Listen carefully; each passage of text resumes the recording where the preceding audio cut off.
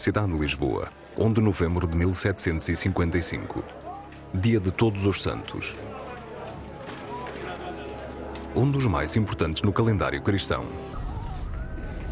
A data de um dos maiores desastres da era moderna. Irão morrer 60.000 pessoas num só dia.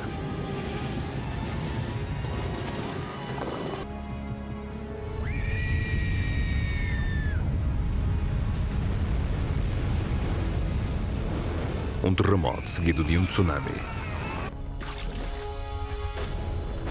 Em Lisboa, em 1755, um homem assumiu o controlo e reconstruiu a cidade.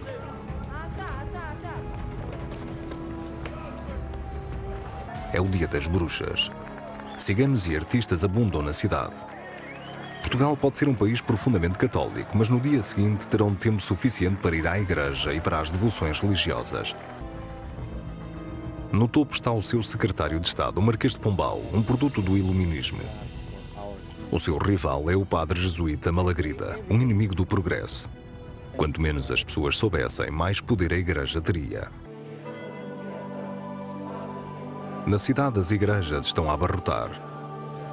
A população de Lisboa é conhecida pela sua devoção e superstição.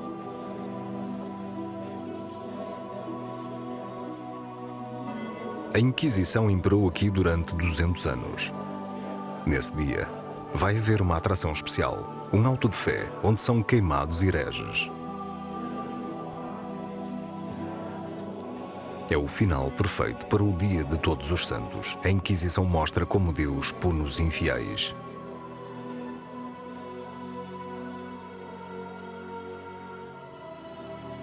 Os interiores sumptuosos das casas de Deus refletem também o poder da igreja. Não admira que digam, se não viram Lisboa, não viram a beleza. Chegam 1000 navios por ano ao porto de Lisboa. Os cidadãos que tinham ido à missa matinal já enchiam as ruas para o mercado do Dia de Todos os Santos. Aos cerca de 300.000 habitantes da cidade, acrescem milhares de aldeões que vieram do campo para gastar as escassas economias na maior festa do ano. Mas num feriado tão católico, era melhor que um protestante como Peterson não fosse visto nas ruas. Entretanto, no mercado os animais entram em pânico. Ninguém entende porquê.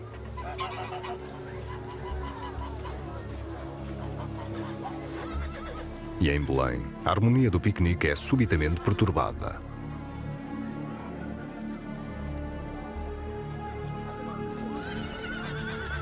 O rei regressa ao seu palácio no campo, uma decisão que lamentaria depois.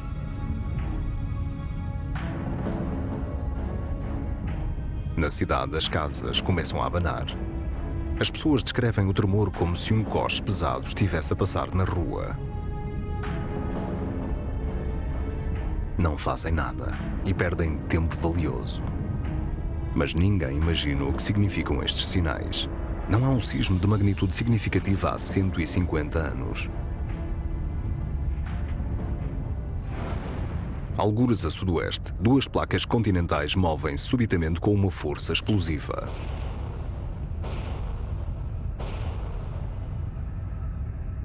No espaço de 2 minutos, as ondas de choque atingem a capital. Às 9h40 da manhã, todos os sinos das igrejas na cidade começam a tocar, sozinhos.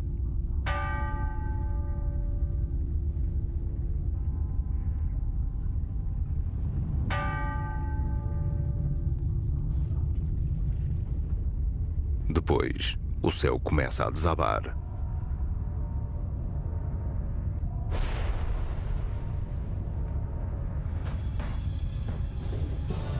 Carl Peterson escreveu a um amigo: de repente senti os 5 pisos da minha casa a abanar. Caíram pedras, vigas e telhas em cima de mim. Tem sorte, a casa abana, mas não desaba.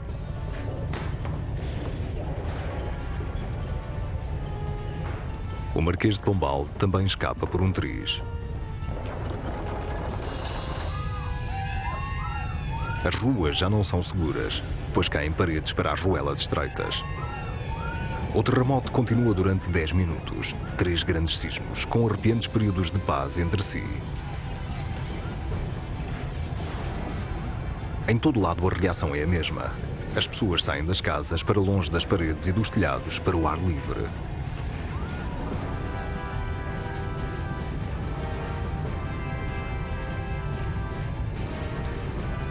O terremoto destruirá 3/4 dos edifícios da cidade, 17.000 habitações.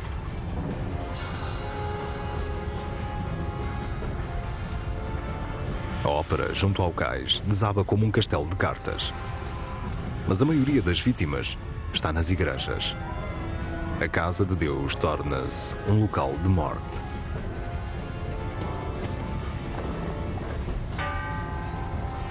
O sismo é sentido em 2 continentes, registado em mais de 10 milhões de quilómetros quadrados na Europa e no norte da África. A maioria dos materiais de construção é derrubada com um sismo de nível 6. O terremoto de Lisboa foi 1000 vezes mais poderoso. Carl Peterson conduz a família pelas ruas estreitas em direção ao porto. Mas depois volta para trás, rumo à Praça do Rossio. Isto acabaria por salvá-los.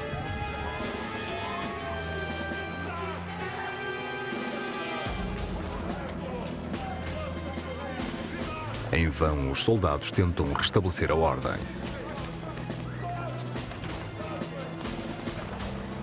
Mas milhares de pessoas forçam a passagem para o porto e para o Palácio Real. Nessa zona há muitos espaços abertos e podem esperar que o terremoto acabe.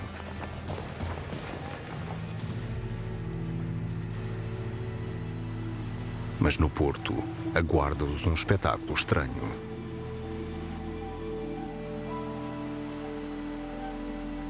Parecia que a maré se tinha ido embora e não ia voltar. Como se a água estivesse a fugir da catástrofe para dar espaço aos cidadãos em desespero.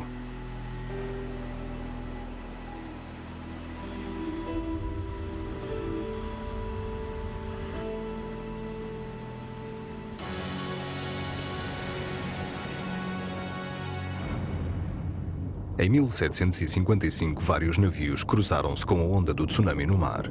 Segundo os marinheiros, os barcos oscilaram como se tivessem encalhado. Houve um estrondo, como uma tempestade a avizinhar-se.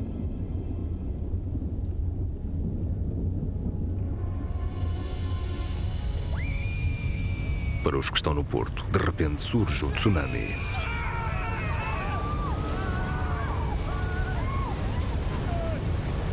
Estes são os malfadados, os desafortunados, apanhados entre a cidade em ruínas e o mar enfurecido.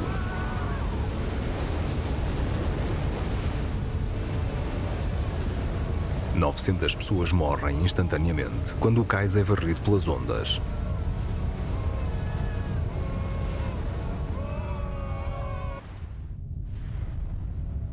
Três ondas de tsunami sucessivas matam milhares na costa da Europa e no norte da África. Chegam a atingir a distante Escandinávia e a vibração é sentida ao longo do Atlântico, no Novo Mundo. Mas Lisboa é a mais afetada. Os artistas não tardaram a imaginar o horror da catástrofe.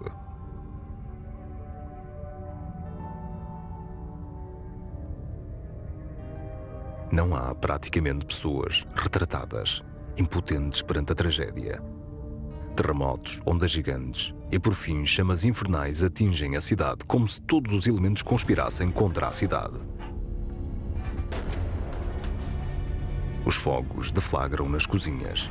Não tardam a incendiar casas e armazéns na povoada baixa.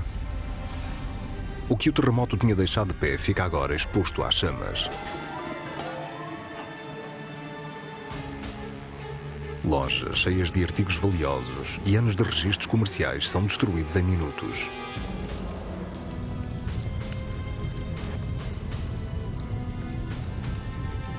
Não adianta tentar apagar os incêndios, pois os ventos fortes alimentam o inferno.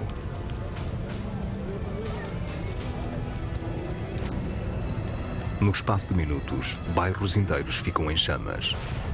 E as réplicas continuam a fazer-se sentir na cidade. No hospital, 400 pacientes são carbonizados. Na parte da tarde, a cidade está toda a arder. Ninguém sabe ao certo quantas pessoas morreram nesse dia. As estimativas mais fidedignas indicam entre 40 e 60 mil, 1 em cada 5 habitantes de Lisboa.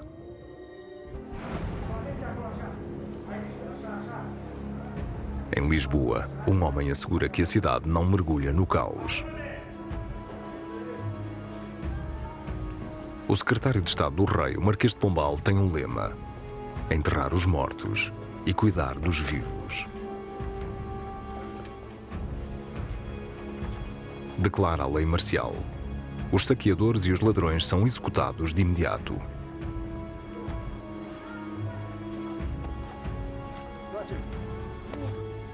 Cria hospitais de campanha para os feridos e tendas para os desalojados.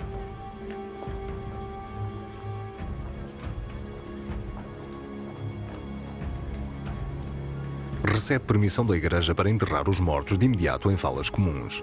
Algo insólito num país católico, mas essencial para evitar epidemias.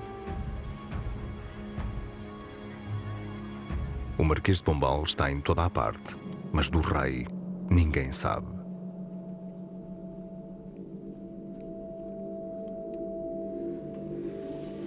Atormentado com pesadelos, irá dormir até ao fim da vida apenas em tendas ou em palácios de madeira. Nunca mais passará uma noite num edifício de pedra. Dentro da cidade, padres fanáticos, liderados pelo jesuíta Malagrida, declaram que o sismo foi sinal da ira de Deus. Prevêem o fim do mundo iminente. As chamas que vêem e que queimam os vossos tesouros não se devem a cometas, nem a estrelas, nem a fenómenos naturais, mas sim aos vossos pecados abomináveis. O que eu digo. As réplicas continuam e os focos de incêndio ardem durante 3 dias. Procissões religiosas abrem caminho pelos escombros. Todos, católicos ou protestantes, são obrigados a beijar os santos e os relicários, senão são punidos. O Marquês de Pombal nunca perdoará aos jesuítas pelos seus atos no pior momento de Lisboa. Em Lisboa, as pessoas procuram pertences nos escombros. O Marquês de Pombal manda os soldados limpar os escombros. Todos os cidadãos aptos devem ajudar também. Ninguém pode sair da cidade.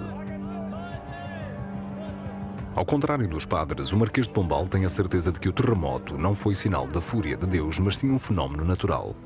E a sua reação é igualmente racional. Vale ao mundo pensante. Há um debate aceso sobre o significado do terremoto. Será um sinal da fúria de Deus ou obra da natureza? Pela primeira vez, a ciência domina o debate. O Marquês de Pombal realiza inúmeras experiências em maquetas de edifícios. Mas o maior triunfo do Marquês de Pombal é a expulsão dos jesuítas. Há muito tempo que se opunham a ele, pregando homilias de ódio e de arrependimento pelo país fora. 2 anos após o terremoto, o Marquês de Pombal força-os a partir de Portugal para sempre. Graças à sua visão perspicaz, Lisboa ergue-se das cinzas. As ruelas estreitas medievais dão lugar à cidade mais moderna do mundo, uma cidade de ruas largas, onde cada casa se encontra dividida das outras por uma parede corta-fogo. E também de espaços públicos abertos. Locais de refúgio para o caso de outra catástrofe. Hipótese essa que nesta região nunca pode ser posta de parte. No topo da Baixa, as ruínas do Convento do Carmo ainda mostram as marcas da catástrofe. Na manhã de 1 de novembro de 1755, centenas de pessoas morreram aqui quando o teto desabou.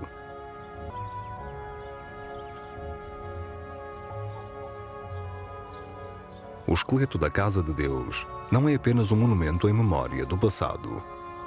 É um aviso claro ao futuro.